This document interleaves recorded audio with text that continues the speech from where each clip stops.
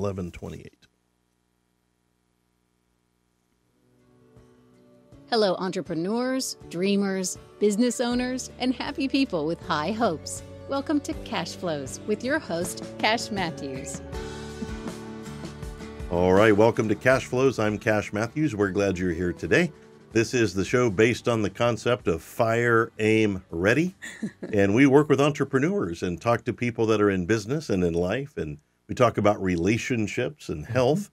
And we call the questions about these the pursuit of the good life.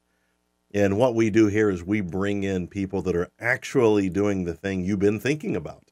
And we learn from other entrepreneurs. We collaborate with the people in the community who are doing great things. And we have a good time. This show is called Cashflows. And, you know, I think one of the problems in life is we get stuck and we don't know how to move from point A to point B. But point B is where we want to be. Yep. And, you know, often that is, I think the right word is to copy off of your neighbor. Right. And so many, you know, we get in trouble in the third grade for copying off of our neighbor. But in life, in adult life, it's actually one of the smartest things that you can do.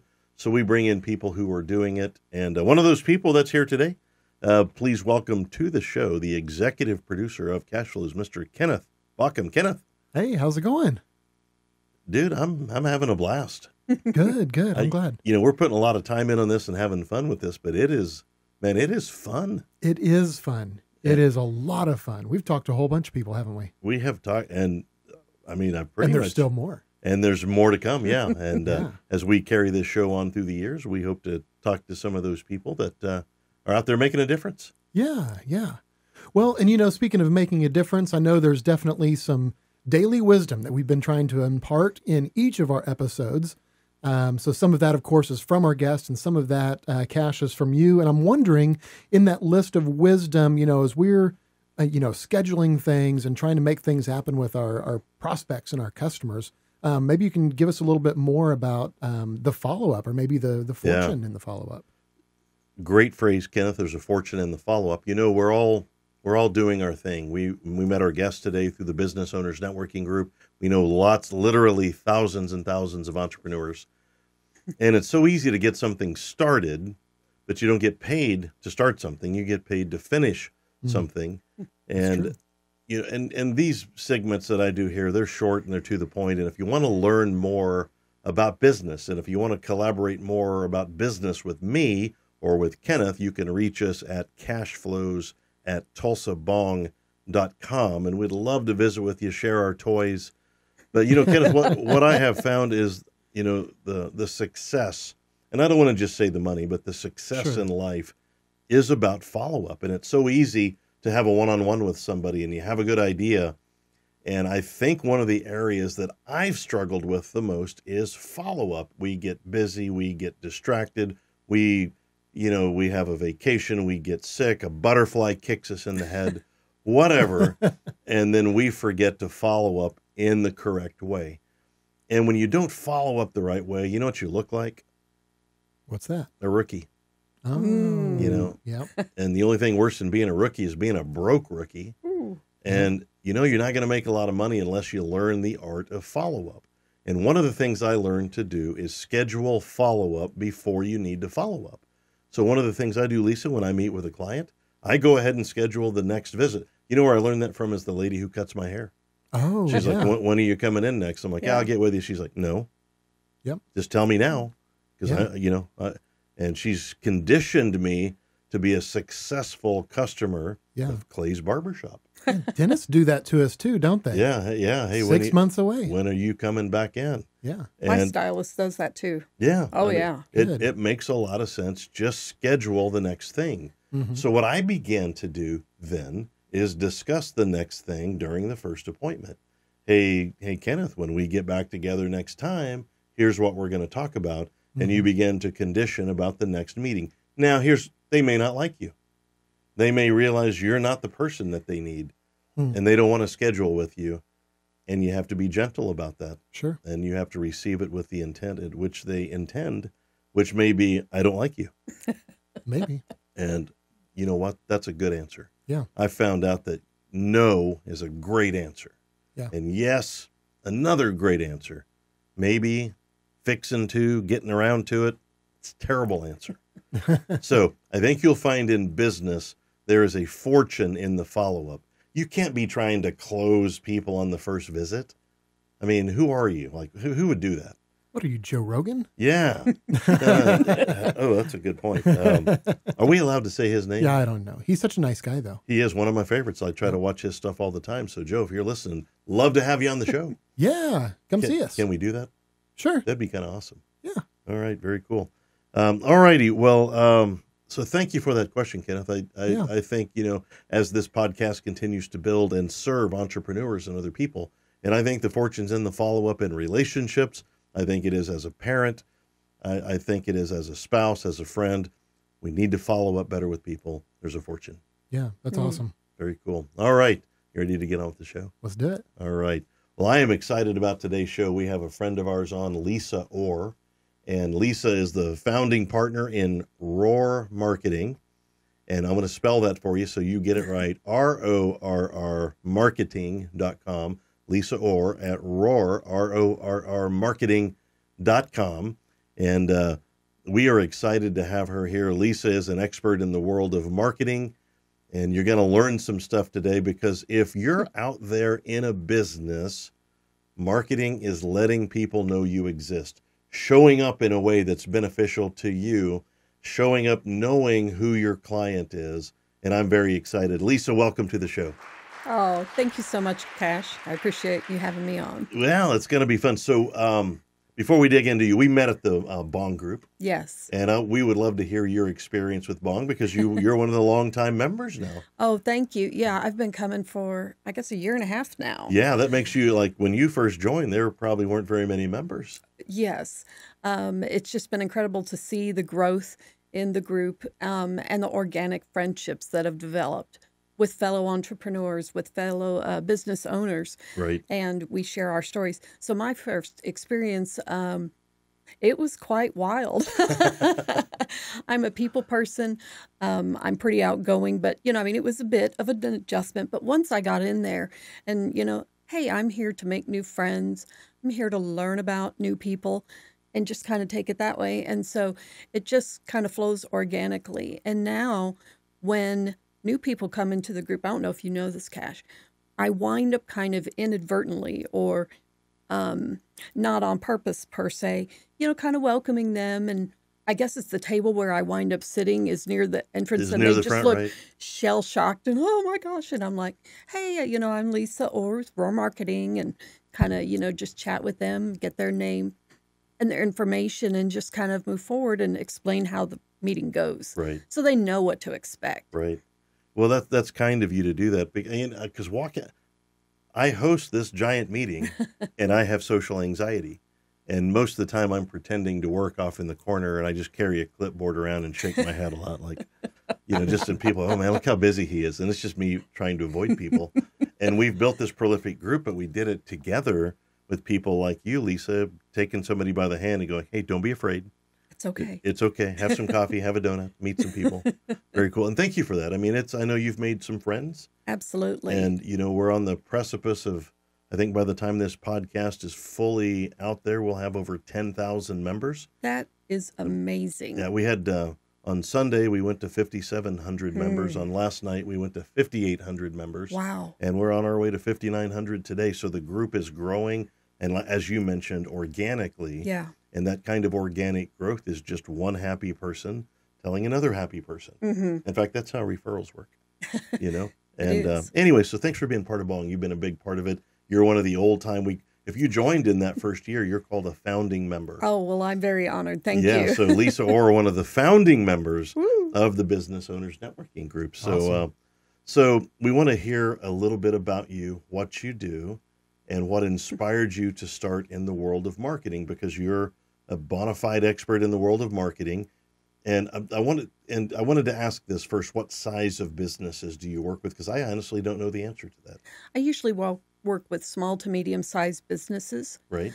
And so people who maybe are established and need to create a new strategy. Right. Or maybe get a strategy for the first time. Right. And also people who are just starting out. So I can work with either existing or new businesses. Right. And I got my start in marketing working for a major Christian publisher. And I was recruited from within the company to be their marketing coordinator. Well, I was terrified. I'm like, what do you mean? I'm just supposed to magically pluck words from the air and put it on the back cover of a book? Yes, that's what you're supposed to. Oh, my gosh. So I had to figure out my process and how to do that. I was already acquainted with my creative side because I studied music and voice growing up. Oh, wow. I don't know if you knew that. I did not know that. This is a great interview. Yeah, I was a music major and picked up a business minor along the way.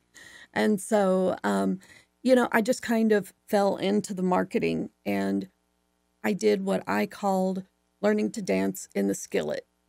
They threw me into the job. I made them guarantee me if I did not like it, that I could go back to my previous position and that they would hold that, and whoever filled it had to go somewhere else. Right.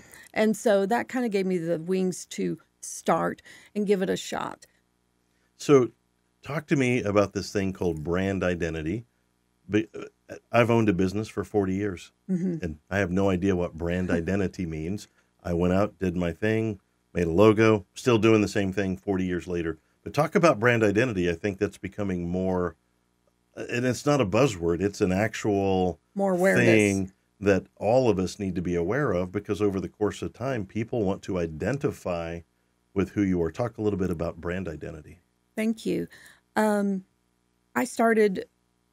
I kind of once again fell into the brand identity with one of my very early clients, and they were tasking me with rewriting their website.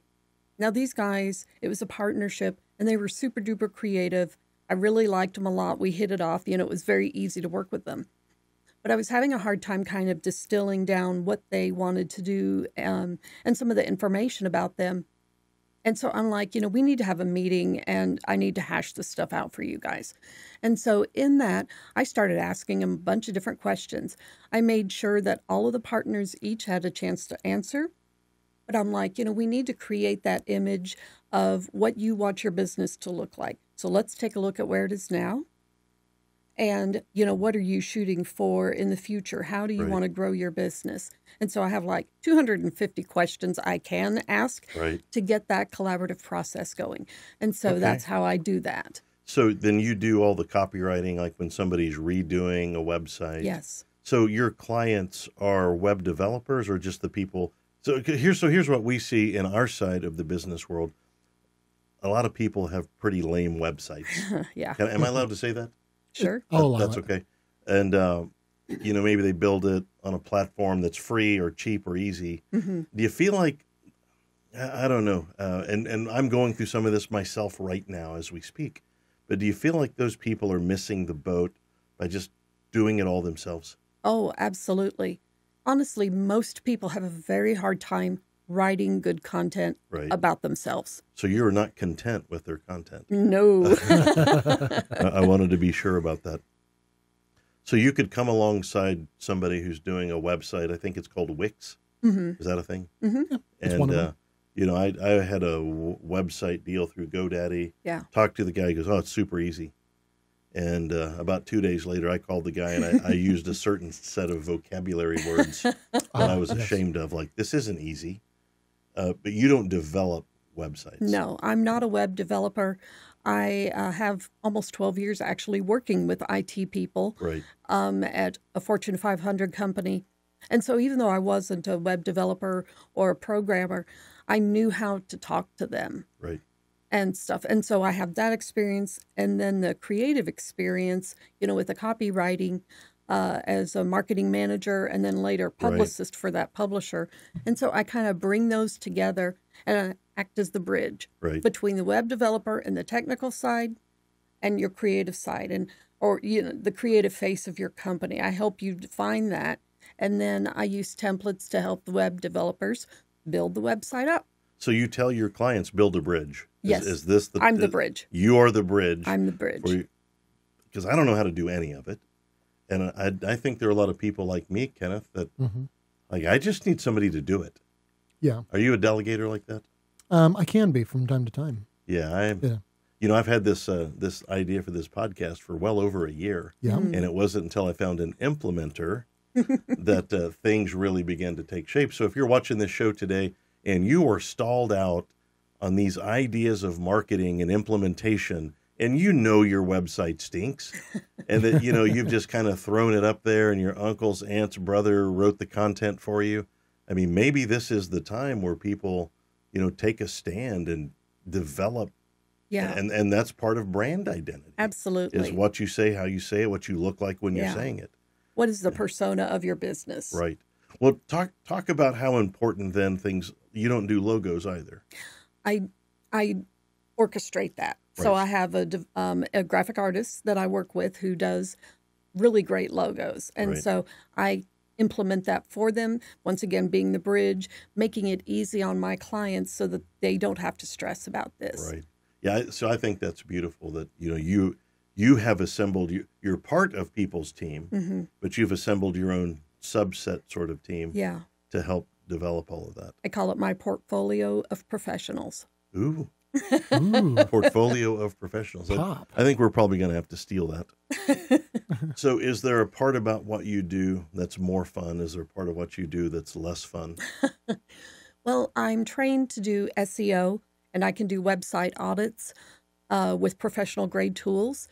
Obviously, that's a very technical aspect of the website. I can do it, but I really love leaning into the creative. Right. And so doing the website audit after we do the brand or before we do the brand identity and then maybe a website audit, perhaps to kind of take stock of where your website really is and how do we bring that energy, that life into your website and create it so that it makes better results, that it's a more honest reflection of who you are. So I have not yet heard of a web audit until now o'clock. What do you find in a web audit?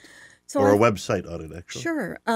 So it finds like broken links, missed opportunities, poor descriptions of your business and products, what you do, what you have to sell. It catches all of those things. And so it catches stuff behind the scenes that probably most people, unless they're really a web developer or an internet nerd, you know, and know how to do all this, the business owners don't know about this information. Right. I don't. I've had one website basically for the last 16 years. And I have somebody that will add things to it for me. And they would, oh, here's all you do. I'm like, no, I'm not doing that. So if you have a website, and we have people all the time that come on to the B.O.N.G page, Tulsa B.O.N.G Facebook page, and they, hey, I'm starting a business. What's the first thing I should do? And I don't know if you're the first or second or third, but I'm certainly sure you're in the top 5 things that a new entrepreneur ought to do is work with a marketing specialist. Absolutely. And that's where I build the foundation as brand identity, and then everything else comes on top of that. If you have an existing website, or that might be the website audit and kind of tying into what the SEO is going to be, and then how we want it to look. What do we present? How do we write about the business? Okay. How do we describe you? All those things. So it builds up. By the time it gets to social media, the heavy work has been done. Right. So is a website audit as a single product that somebody can have you do? Yes. Is that a, Yes. hey, Lisa, we want a website audit? Okay. I want to talk to my business owner friends out there, at least get a website audit. You know, find, like when you said broken links, it occurred to me, like, I have never checked that. Yeah. And, you know, I think there's a lot we overlook. And in our daily rush to keep things going, we just sort of ignore it. Yeah. Wow. Okay. Well, like I'm learning things today. We're going to take a brief break and do a studio advertisement with Mr. Kenneth Bauckham. Kenneth, who do you have for us today? All right. Today, we're going to talk about Elevate Coworking. Elevate Coworking is where local business owners connect, collaborate, and grow. We offer a community of tools and resources to fuel your passion and your productivity. Elevate your future with us, where success is not just achieved, but celebrated together. We are here today. Thank you, Kenneth. By the way, we're here today with my friend Lisa Orr. Lisa is the founder of RorrMarketing.com. Rorr is RORR, RorrMarketing.com. Also has Rorr Creative. You mentioned being creative. Yes. And I want to ask you a few questions about the creative side because you paint Yes. and you sing. Yes.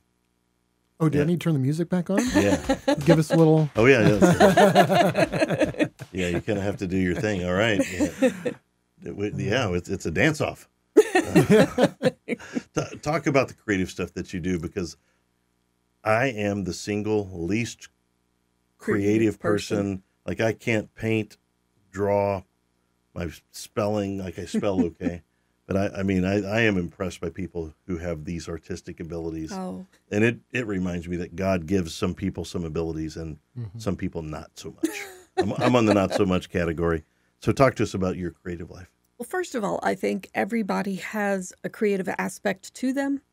You may not have found it yet, or it may be unconventional. I mean, like you bring creativity in creating this podcast. You're creating something new. Well, okay, I'll take that. It's true. And, We'll allow it. Okay. And the way that you lead meetings is also really creative and kind of very cool, very personal and unconventional. So kudos to you there. Well, thank you for that. I wasn't fishing for a compliment. I know but you weren't. Now that I have one, I think I like it. Yeah. So Rorr Creative, my husband and I, Brooke and I, do acrylic pour painting. So it's pouring the acrylic onto the canvas. And then within that genre, we do 10 different techniques. We each have our own specialties, and we both actually paint. So it's very unusual to have a husband and wife team where both paint. And so we do that and create artwork, and we just want to bring life and joy, Right. in our art. Do you sell artwork? Yes, absolutely. We sell our original, or most of our originals, and then on Rorr Creative, RORR creative.com, we also sell prints in varying sizes and media, like if you want a print on a canvas, or do you want it matted and framed, and you can choose sizes for the artwork. And so then that comes directly to you, and that's what Rorr Creative does. I think it has to be particularly satisfying when you create a piece of art and you sell it and you get money. I write books and record books and stuff, and I wasn't a lot, but I got a 22-cent check last week. Yeah, Ka-ching. money. Yeah. And I wasn't looking at the amount; I was looking at the result. That's What right. it meant to you. And there was a period where our online book our audiobook was sold at a discount. We had authorized a deal, and somebody bought one, and I made 22 cents because I think they sold it for $1.99. Whatever, the numbers weren't important. What was really amazing is that I had an idea, I followed through with it, I put it down, and somebody paid for it. Yeah. And I bet that has to be particularly satisfying when you see your art go out the door. It is. It's very special, and we are particular about what we ask ourselves when the painting is done. Is this something I would sign my name on and sell? Right. And not everything makes the cut. So with acrylic pour painting, we don't use paintbrushes. Oh, okay. Uh-huh. Yeah, I And heard so you say that, but that makes more sense. I can't draw. I cannot draw. And so originally I thought Rorr Creative, or it was just going to be Brooke's hobby. And I was cheering him on. I'm like, yay, baby, go. And so I was like all excited. I'm like, I'm good with my creative groove. My tank is full. I don't feel like the creative side of me is dying inside or anything. Right. And he insisted that I try. He insisted. And so finally I'm like, okay, I'll give it a shot. And I was like, oh, that was really fun. Let's do another one. And so that's kind of how it started. That's great. Right. Man, I love creative people. Yeah. It was, this might be a great question at the Bond group, but if there was one talent or ability that you could have that you do not have, what would it be? And for me, it would be the ability to draw. Wow. And I've tried. I got nothing. Well, maybe you should come. I think we're going to start some classes this year, and so you should come and have a great time. Do you have a liberal refund policy? We are with Lisa Orr at rorrmarketing.com, RORR marketing.com. And we're talking about marketing things and SEO and business and branding and being out in the world and showing up well. And Lisa is a bona fide expert in the world of making people show up well. Yes. And if you're I think one of the ways we created a little test that you can do and see if your business is going well. And you can do that test while you're listening. Look in your checkbook and see if it's full. And then call the bank and see if they have room for any more. That's right. And if the answer is like, hey, we could hold some more, probably need to work on your marketing. It's the money, honey. You know, Lisa, we talk about the 4 things you have to know in business. And number 1 is you have to be good at what you do. You have to have your thing, whatever it is. If you're a plumber, electrician, video, finance, whatever it is, you need to be good at that thing. Mm-hmm. Then number 2, you need to know how to run a business. Yes. And that's a whole separate interview. Number 3, you must be great at marketing yourself. Mm-hmm. Great. Yes. Anything less than that, nothing's going to happen. There's no money, honey. There is no money, honey. And you know, marketing allows you to go be seen, but it's one of the 3 fundamental foundational blocks of any business. And number 4 is about balance in life, and I know that you've got that covered as well. But man, we are big on the marketing side, and that's why we were excited to meet you today. Thank you. And talk about these things, because every part of marketing, it's public relations, it's brand identity, and it can be just as simple as getting your message out to the world. And for us, marketing is letting the world know you exist in a way that is suitable to them based on what they need and what they're looking for. Yes. So let's talk about, you make everything look easy. You know, you have such a great presence. What's been hard about building your business? Oh, I would say delays. Yeah. Okay. Talk about that. So, you know, sometimes clients sign on and they're ready to go, and then they have to move out their time frame. And so that's challenging, you know, because I know that life intervenes and there are legitimate reasons sometimes, but I also see that they maybe are scared to go down this process. Right. And they don't fully understand, you know, what it can do. And so I get to educate them and help them become aware of the possibilities and what they have to bring to the world. When I work with the client, it is not about me. Mm-hmm. It is about them and telling their story and, you know, bringing their goods and services to the marketplace. You know, where do you shine and how can I help you do that? Right. So the delays happen when people like me, hey, yeah, Lisa, we're all in. And then 3 months later, I finally send my bio picture or whatever it is. Maybe that just happened with something that we're working on. I don't know. That seems really specific. So is there a lesson in that for you? Like what, you know, I've had a couple of major lessons, not many more than that. Mm-hmm. Have you had a major lesson that you've learned in business that's your everyday go-to? Yeah. Yeah. What's yours? Trust God. Oh, okay. Yeah. Trust God. And, you know, I hold my creative work when I paint or sing or write.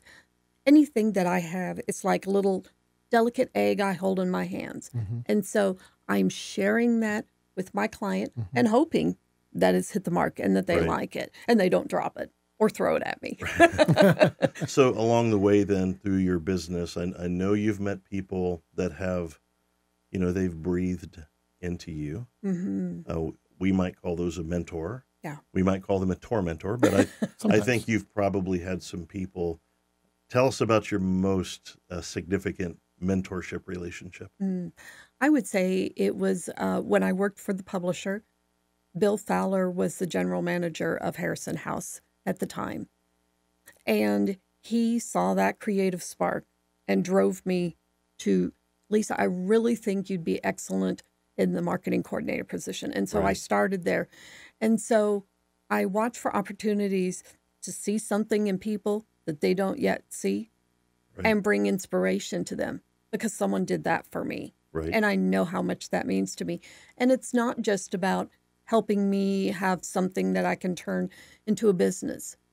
It's seeing the light and the joy and energy that can come from that fulfillment of walking into your best skills or your calling. When Mr. Fowler, right? Mm-hmm. When he was your mentor, did you ask him to be, or did it just turn out that way? It just happened. You know, I think that's one of the things. Sometimes when the student is ready, the teacher shows up. Yeah. And was he aware of how well your career has gone? I think you've seen some of it online. Yeah. Yeah. I mean, it's always neat when the people that that kind of helped you out along the way. Oh, yeah. You know, understand, wow, I actually did it. Mm-hmm. And that's encouraging back to them. So, you know, in our group, we meet lots of different kinds of personalities. And I'm amazed by the number of people, and we have sweet personalities and tough personalities. Is there a personality trait that you think is significant in business? Is there one that's probably the most important thing to know about? I would say for me, Yeah. it's in the intuitive part of me. I have a strong intuition and really good at seeing the big picture, Right.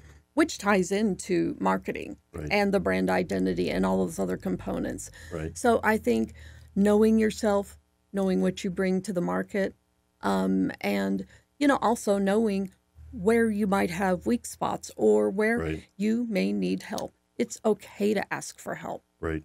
It's important to ask for help. Are you a mentor right now to anybody? A few. Yeah.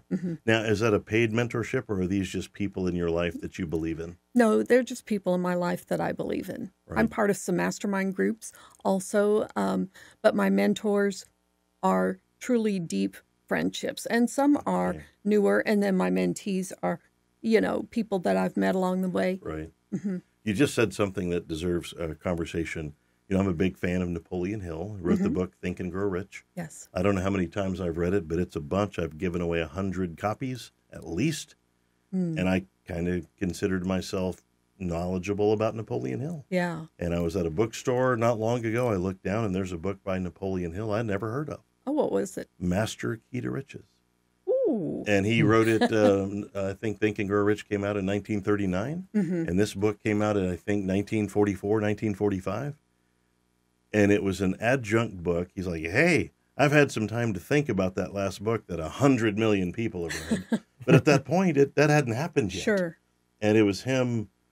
He had taken one part of that book and expanded on it, and he talked about mastermind groups. Oh, wow. And, I'd had a fellow in my life that, we were in this big brokerage firm together. We were all independent, but we had to be part of a brokerage firm. And for 20 straight years, this guy beat me. Like, he's number one and I'm number 2 or 3. And I finally asked him, I went, hey, Bob, you beat me every year by like $1 million. What's going on with you? And he's like, oh, it all comes down to my mastermind group. And I was blown away. And literally, I read the Napoleon Hill book, Master Key to Riches, last year, and have spent the last year contemplating a mastermind group. So talk to our listeners about a mastermind group and what it's meant to you, because this is an exciting topic for me. Yeah, so talk about that for a minute. So I have one mastermind group with fellow copywriters, and so that's the creative writing that we do. Right. It is 4 of us, and we do not live in the same city. Right. So we kind of each have a chance to talk about what's going on, what's good, what's bad, where do we need help, where are our struggles, and then having that safe space where they can speak in and encourage you, or maybe make a suggestion that you hadn't thought of. Right. And so that is one. And then I have another one that I attend, and it's bigger. It has like 12 or 13 people in it. Right. And so, we work through a book that the leader had written and, kind of hash through some of the deep stuff, where are those areas where we need to grow or get stronger in our personal life, and how that relates to our business. I think that is deep wisdom. You and I both know lots of younger entrepreneurs just getting started, and they're fighting the fight. And man, I don't knock that. Like, I think that's awesome. If you're out there doing it, keep doing it. You got to get paid. Sometimes you got to, do other things to make a living while you're building a dream. Yeah. But, the mastermind concept is deep wisdom, and, it helps people be connected. Number one, I have somebody to talk to, but number 2, you become more connected in your community. Yeah. And this fellow that I learned from, he was one of 8, and the story is phenomenal. And I'm so glad you brought this up. They met 4 times a year, and they had met 4 times a year for 20 plus years. Yeah. And if you ever missed, you're out of the group. And they met, everybody had to go to a different city for each match. And if you were meeting in somebody's hometown, they all went to a hotel. They got together at noon on Friday and checked out at noon on Sunday. Wow. And 2 of the members each quarter presented to the group. And then the group just set out to talk to them about growing. And they had to bring their checkbook and their appointment book. And this was This was a deep mastermind group. That's a heavy duty one. And and I'm still trying to figure it all out. And I'm going to pick your brain on mastermind groups. But when I had sat down with this guy and said, you have just beat me senseless, and I'm trying to catch the guy. And he's like, and he said stuff to me. He said, if you were in my mastermind group, here's what I would tell you: your life sucks. And I thought my life was pretty good. And he's like, and I'm like, but Bob, I'm giving it 60 hours a week. He's like, yeah, that's terrible. And I'm like, well, how much do you work? And he's like, I get up every morning and go surfing. He lived by the beach. I'm like, wait, go again? And he goes, I either surf or I fish pretty much every day. Then I come back and have breakfast and spend time with my wife, and I read and I work out. And I'm like, whoa, when do you work? And he's like, well, part of my business plan is I show up right at 1 o'clock and I'm done by 5. I try to put in 4 good hours, 4 days a week. I'm like, wait, you're beating me working 16 hours a week? He's like, wow. Yeah, who wants to work more than that? But he learned every bit of it through his mastermind group. Wow. So I think that we should have a better dialogue, and maybe we do another show here on this concept of mastermind groups. I'd like to get a forum available on that, because I think you've just breathed wisdom into our group that's not really, we don't really have anybody talking about that concept. Yeah. Yeah. Oh, so is that something you could do for us? We could get back together? Absolutely. Okay. I'd love to. Sorry, I got a little. That's okay. I got a little jacked up right there, because that's when you hear. But when you get a good idea, man, you got to share it. Oh yeah. And you got to be enthusiastic. And if one thing, I am enthusiastic. Okay, here's a question I like to ask: what do your parents think you do for a living? They know that I write and write backliners. I'm also a ghostwriter. And so that is something that I have added on to the business, because there was a need for books and people needing help to write the books and create really good content. Right. And so, but, they know that I used to work for the publisher, so they saw the back covers of the bestsellers that I wrote. They know what I do. They are really close with my content creation. Both of my parents are gone now. I'm not sure they ever figured out what I do for a living. And I just never really talked about it a lot. Yeah, I do financial things. And I think they thought I was like, the mafia or something. I have no idea. But good on you for that. So when you ghostwrite a book, lots of people in the B.O.N.G, lots of people in my world want to write a book. Yes. What's the process for somebody to take their book idea, collaborate with you? What does that look like? How long does it take? That's such a cool thing. Thank you. So the process is very collaborative, obviously. It starts with a discussion around what is the point of the book? Who are you trying to reach? What story are you trying to tell? And, kind of what are your goals? That's pretty straightforward. And then we go through a series of interviews where I interview them and start asking them questions and kind of fleshing things out. And there will be several interviews that go along that, depending on how long they want the book to be or how long it will take to cover the material they want to share. And so once we get that, then I create an outline and start fleshing it out and take it back and forth with them. So it's a multiple month project. I think a lot of people are worried about writing a book, but it's one of the smartest things that I ever did. Yes. And I enjoyed the process, and I still enjoy the process. So good on you for doing that. Speaking of books, though, if you had to tell our audience 3 books they should read, or your 3 favorite books, where would we go with that? Okay, so the first one is the Bible. Okay. There's so much great knowledge and wisdom there. Fantastic life principles. So that would be my number 1. My number 2 would be John Maxwell. Oh, come on. Yeah, the 21 Irrefutable Laws. Yes. Just starting there. Oh, and that was actually the book I was going to say. Okay. I have the John Maxwell Bible, which incorporates those principles through the whole thing. And so you get leadership and life lessons through it, as it turns out. And then the third one, I would say for business, Donald Miller, Creating a Story Brand.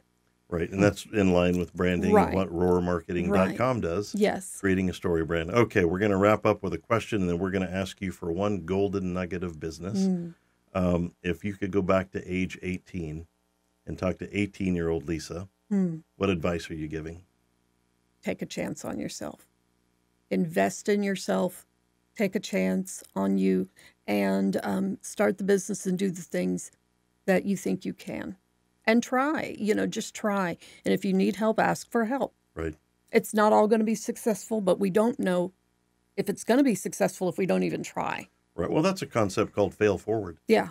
Stumble forward, fail forward. Yeah. And I think I think that would be good advice to give any 18-year-old. Yeah. Because at 18, we're the king of the world, but we're the master of nothing. Yeah. We think we know and we really don't. Oh, yeah. It's amazing how much smarter my dad was by the time I was 30. There's a lot to learn in life. And, yeah. All right. Well, let's wrap up with one golden nugget of business from Lisa, or I'm going to give, you're doing that, rorrmarketing.com, RORR marketing.com, rorrmarketing.com, or you can find Lisa Orr on Facebook. Yes. Are you on Instagram as well? Yes. You're on the gram. That's on the gram. Nice one. That's what I've been telling my good. daughter. Yes. Like, hey, honey, I'm on the gram now. Find Lisa on Instagram, Facebook, or also in the Tulsa Business Owners Networking Group, where you've made a significant contribution. Lisa, what say you as a golden nugget today? I would say figure out what you want to present to the world and go for it. Just go and work. And, bring in the experts as you need them along the way, who can help you incorporate that vision. Right. And no, you don't have to know everything all by yourself. Right. Just really, that's not even possible. In this world where you and I get to exist, we see lots of entrepreneurs that are new. Mm-hmm. And, I think part of our job as somebody who's a little more mature in business is to give them hope. Yes. Is to give them a vision, to give them a path. And I think you're certainly doing that through what you're doing. Thank you. Lisa, thanks for being here today. Kenneth, Yes, sir. another great show here on Cashflows. Yeah, Wow. for sure. Technically sufficient. Yes. The music was great. The little rapping thing that you did, fantastic. So I think it's probably time to wrap this up for the day. What do you think? Yeah, I think let's do it. All right. We want to thank our guest today, Lisa Orr. What a great thing she's doing out in the world of marketing and branding and helping people take that next correct step to grow their business that's in accordance with their dreams, values, and letting other people know that you exist. Yeah. We're thankful for our sponsors, Kenneth, who keep us afloat, keep this show going, and we love that we're all part of this big, beautiful community. So today, be nice to each other. Make good decisions for you, your family, and your business. And more importantly, today would be a great day to forgive somebody who absolutely doesn't deserve it, because that's a message that we've all benefited from.